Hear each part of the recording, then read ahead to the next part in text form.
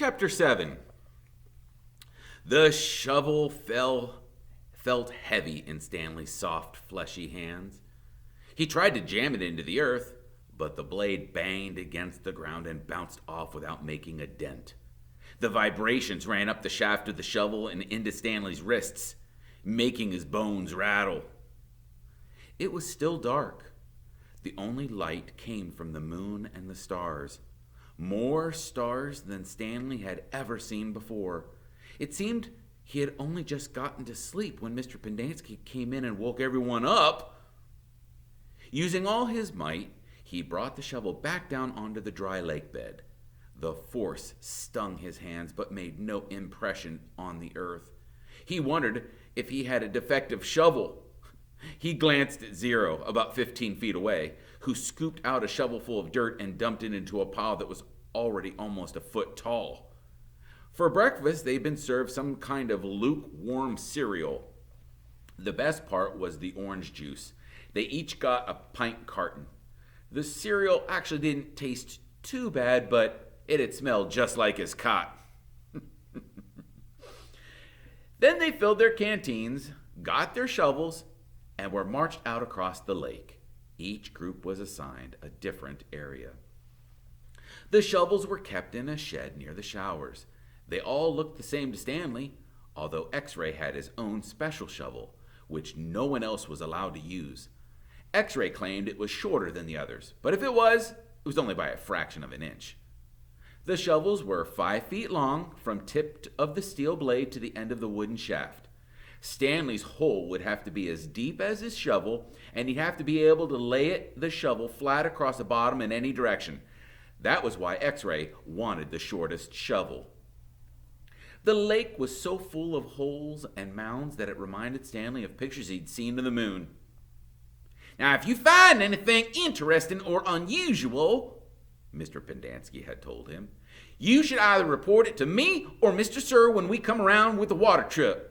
If the warden likes what they found, well, you'll get the rest of the day off."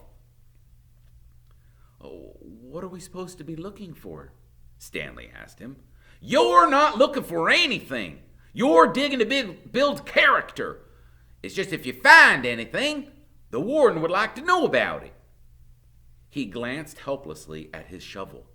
It wasn't defective. He was defective.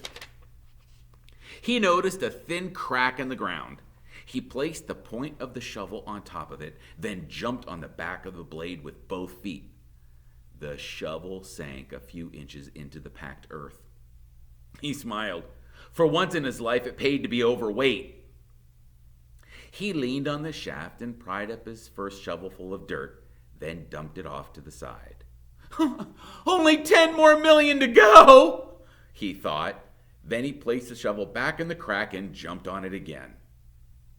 He unearthed several shovelfuls of dirt in this manner before it occurred to him that he was dumping his dirt within the perimeter of his hole. He laid his shovel flat on the ground and marked where the edges of his hole would be. 5 feet was awfully wide. He moved the dirt he'd already dug up out past his mark. He took a drink from his canteen. 5 feet wide would be awfully deep, too. The digging got easier after a while. The ground was hardest at the surface, where the sun had baked a crust about 8 inches deep. Beneath that, the earth was looser. But by the time Stanley broke past the crust, a blister had formed in the middle of his right thumb, and it hurt to hold the shovel. Stanley's great-great-grandfather was named Elia Yelnats. He was born in Latvia. When he was 15 years old, he fell in love with Myra Menke. He didn't know he was Stanley's great-great-grandfather.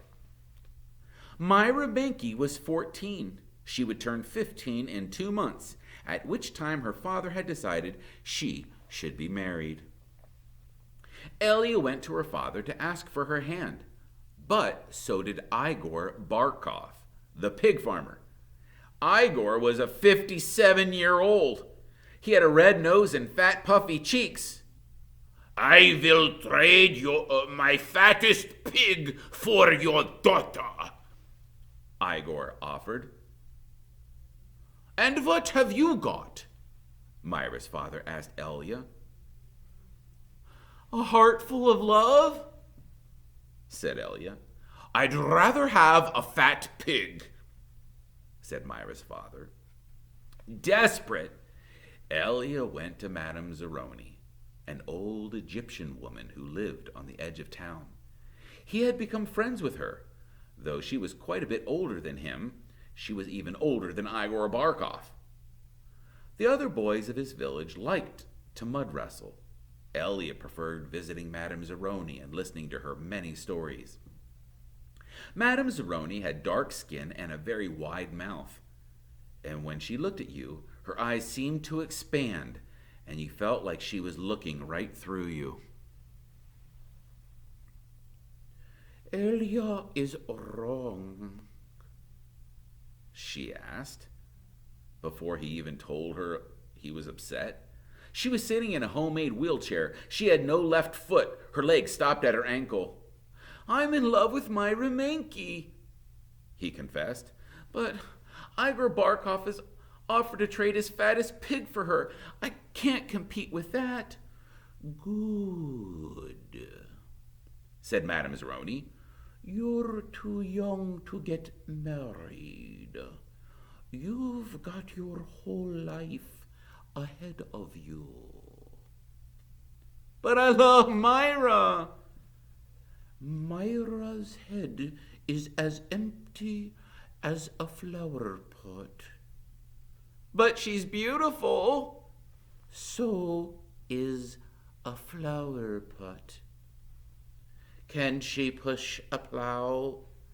Can she milk a goat? No. She is too delicate. Can she have an intelligent conversation? No. She is silly and foolish. Will she take care of you when you are sick? No. She is spoiled and will only want you to take care of her. So, she is beautiful. So what? Madame Zeroni spat on the dirt. She told Elia that he should go to America, like my son. That's where your future lies, not with Myra Menke.